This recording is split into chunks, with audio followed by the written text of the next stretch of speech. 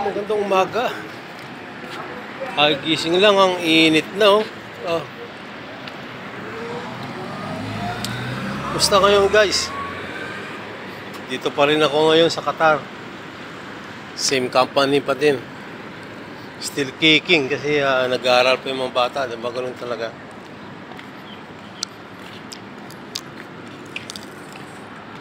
Musta mga ka-5 na natin dyan? Yung mga naka-follow sa akin. Yung mga naka-subscribe.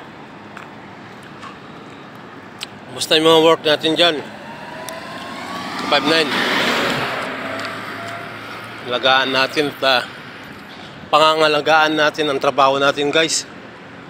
Kaya ako since 2015 nandito pa ako. Ganun pa din. Guwapo pa din. Happy lang tayo guys para may mga blessings dahil masaya lang, happy lang para may paparating na blessings ba. Dito pa rin ako yung mga previous na video dito sa compound playground. Ayos lang kahit na matagal tayo at di pa nakaka-for good basta may trabaho. Kaya nga basta para sa pamilya ginagawang lahat, di ba?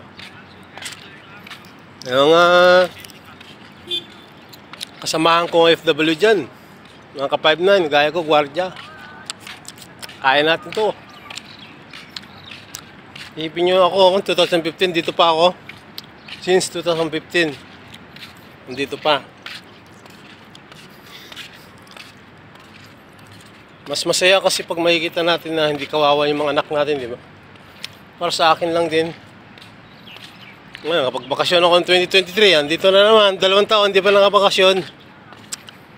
Importante, mahalaga. Importante, healthy lang, di ba?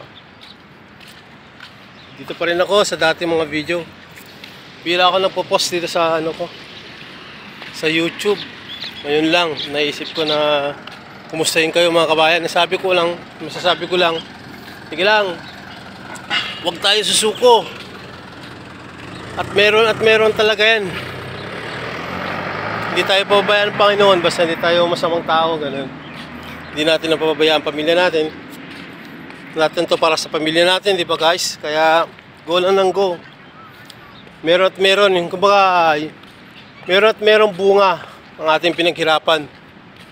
Meron at meron talaga yan, basta wag tayo mag-ano ng tao. Mag-angapak, yung tawag dun, mag-ano ng tao, basta equal lang. Pagdating sa trabaho, habaan lang ng pasensya. Hindi sa totoo lang kabayan, dalawang lokasyon lang since 2015 di sa pagmamayabang.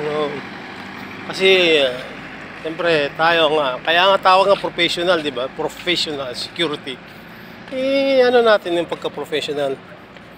O sige kabayan, ganyan lang at ingat tayo palagi. Bye-bye.